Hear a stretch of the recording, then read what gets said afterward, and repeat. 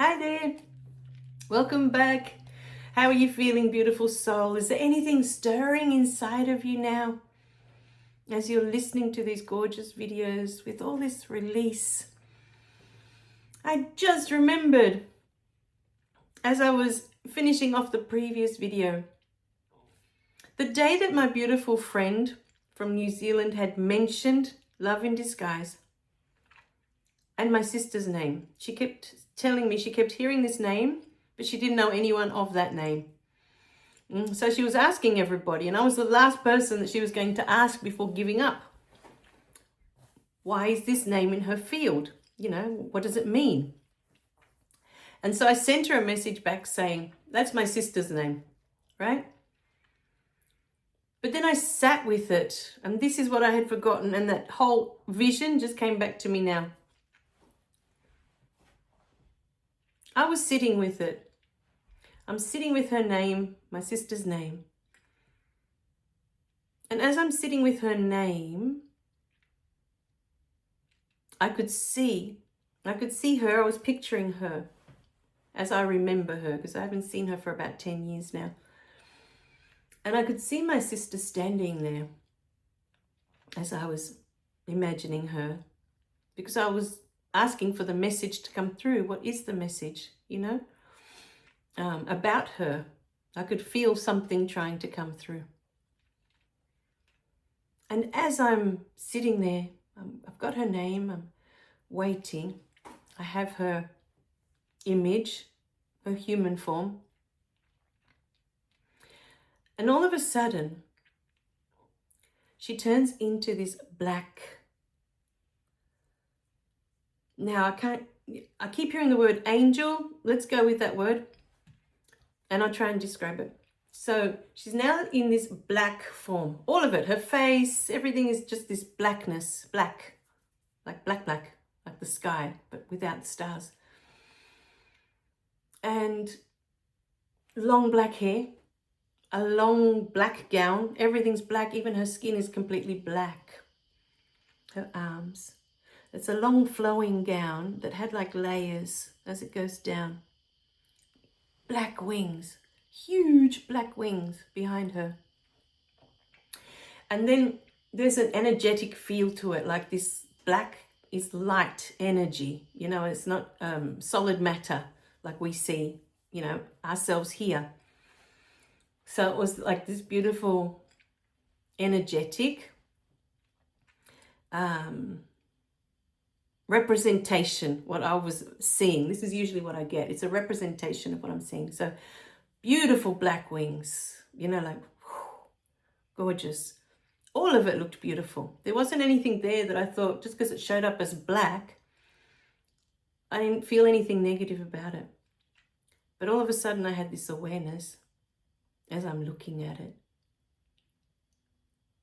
I thought, oh, that's how I see her inside of me, that blackness.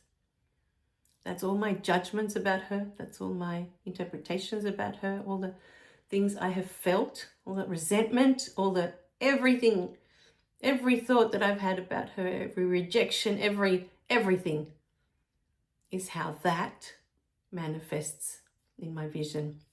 That's how I see her, was the realization I had. That blackness, that emptiness is how I feel about her. And in that moment that I had that realization, the whole vision turned white. The wings were this bright white. Her face was white light, long white hair, long white dress. And it was so white, like the brightest white light I've ever seen, that it was almost hard to see directly, almost like the sun. When you stare at the sun and it hurts your eyes, it was like that. The white was so bright, it was hard to look at. And in that moment was when the tears flowed. And I couldn't stop crying, because I realized that is who she really is. She is that love. She is spirit. This is her true form. But I couldn't see it before.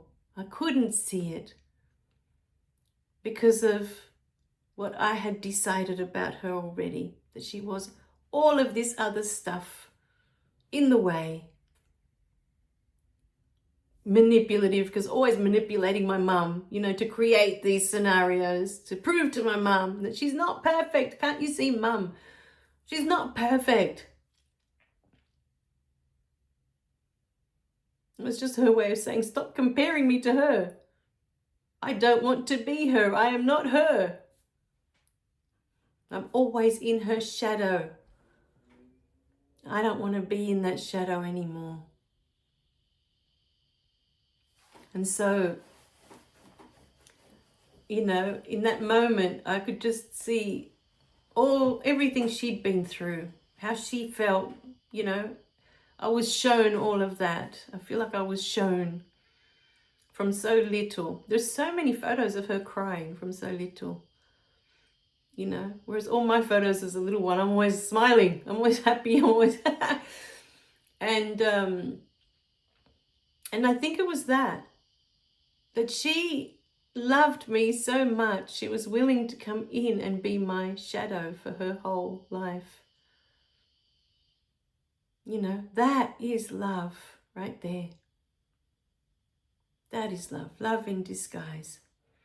But I was blown away in the moment that the moment I had the realization that I'm seeing her in this black form, because this is how I feel about her. This is how I've felt about her my whole life. In that moment that I had that realization, she was able to change into who she really was. And there was nothing dark about her at all. It was all this beautiful light. It always was. I just couldn't see it because I had already made up all these decisions about she's this, she's that, she's... No.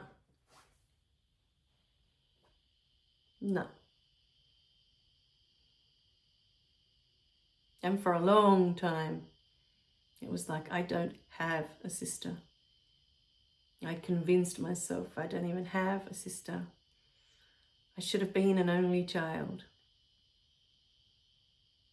for such a long time.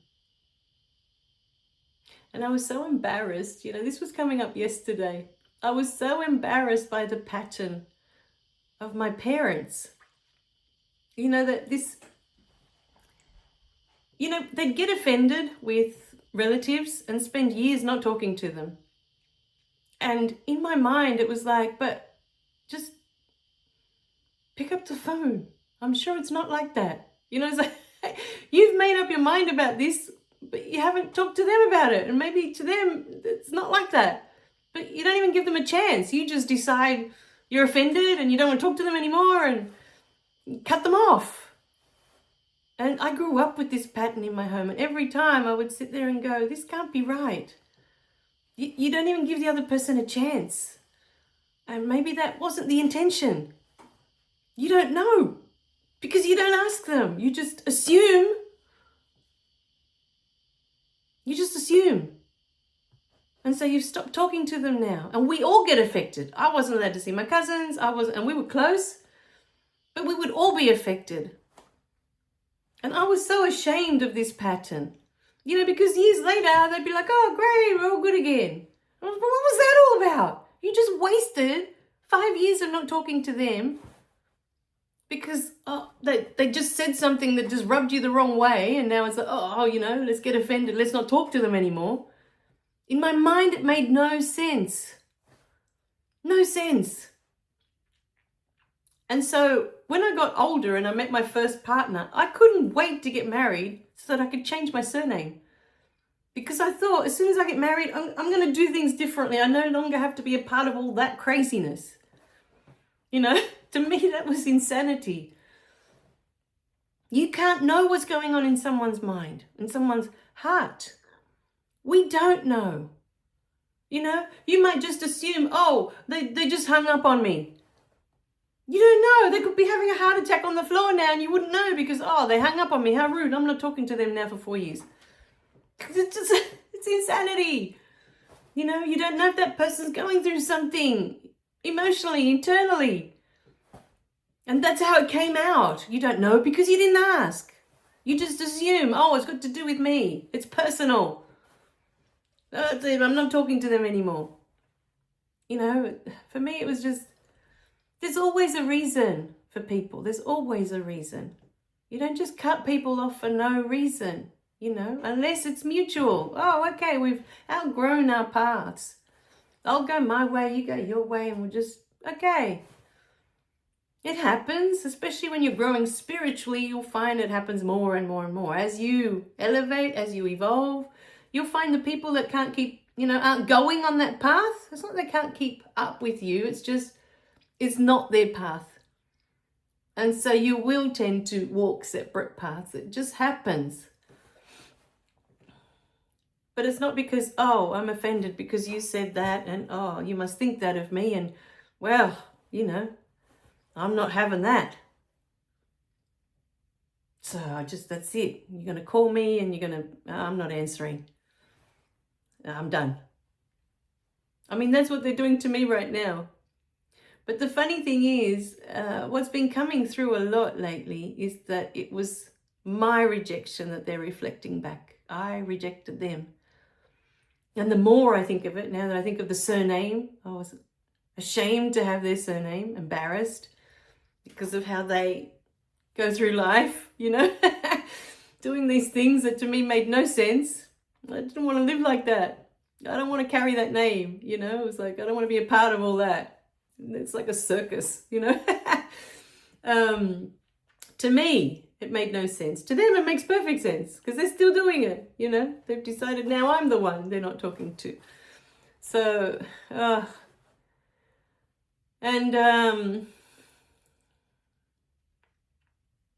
yeah. So this last time, my husband pointed it out first. And from there, I'd just really been sitting with it. I rejected them first. And the more I think of it, the more I realize, yes, I did. Yes, I did. Because for me, you know, being around my mum and feeling that rejection within her, it was so painful for most of my life that I got to a point where I just didn't want to feel like that anymore. I didn't want someone else to make me feel that way anymore, to give them that power. I felt like I was giving her that power every time. That when I'm with you, you make me feel this way, you know? So I guess my first rejection was that. I don't want to feel like this anymore. And you don't want to stop playing that pattern, you know, of whatever it is. And no matter how much I'm here and I'm trying to give you my love because I'm here now, you know, which was the last trip when I went to see them. Yeah, I guess you get to a point where you're just done with that experience. You just don't want to keep doing that. And if the other person isn't on the same page, that they're done playing that role, then the only option really is to step away, you know, allow them to continue on that path, but you don't need to keep walking that path anymore, you know, you don't need to. I went there with a heart full of love, thinking, oh, I'm this beautiful unconditional love now. You know, it's going to be so different. I'm going to see them so different. And I got there and it was like nothing had changed. I just went back to being that little one that was rejected again and again and again and made to feel unworthy and not good enough again and again and again. And then I realized, of course, it's their patterns playing out. I'm just reflecting that back to them. You know, everything is a reflection of how we're feeling inside. But the truth of unconditional love, my beautiful beings, is accepting others where they're at. Not where you need them to be. not where you want them to be, just because you're ready now to love and your heart is wide open. It doesn't mean that they're ready. And unconditional love is allowing that space. Allowing them to be angry if they want to stay angry. Allowing them to, be wherever it is they need to be at. And you don't need to change it. You don't need to fix it. Because my whole life I felt like I was meant to be the rescuer. I was meant to bring the love. I was meant to show them that they are this love. But that's not unconditional love. Because that is not accepting that this person is exactly where they're meant to be. You're wanting them to be somewhere else, to be something else that suits your needs. In every moment I was waiting for her to turn around, my mum, and to give me a big hug and to tell me that she loved me, that she's always loved me. Always. And yet she was showing me in a million different ways that she loves me and that she's always loved me. But I was expecting it to look a certain way. To my mum, love is her cooking you a beautiful meal and you enjoying that meal in her presence. That is her way of showing love. To my mum, love is knowing that you're warm at night. Make sure the house is warm enough that you're not going to be cold. That is love. Making sure that you're safe. I mean, my mum was due for a hip replacement. When I was there, they were waiting for the dates. They were giving her, I got there at the beginning of October and her operation date was at the end of October. And I was already leaving for Australia before that happened. But she was in so much pain, and yet she came to the airport when I arrived with my dad. I honestly thought it was just going to be Dad, but she was there. And on the day that I left, they took me to the airport, and she was there. And she walked up, and she walked back to the car, even though she was in pain. But I didn't see that. I didn't see any of that, because to me, love looked like a hug. Love looked like the words, I love you. I've always loved you. And so I missed all of it. I missed every single moment that she was being loving, and she was trying to show her love. I missed it all.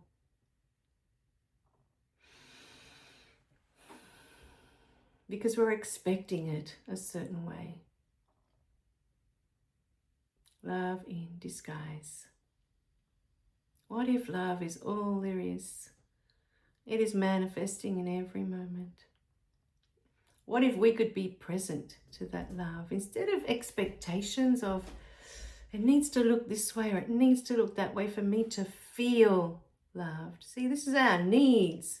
We need it to look a certain way. We need it to be a certain way. We have conditions. If they meet these conditions, then they'll receive my love. Then I'll feel loved because they met the conditions that I set. But that is not unconditional love. That is just more love with conditions.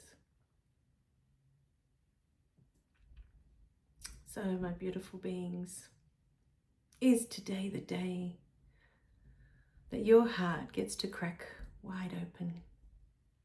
It doesn't need any conditions. It doesn't need anything.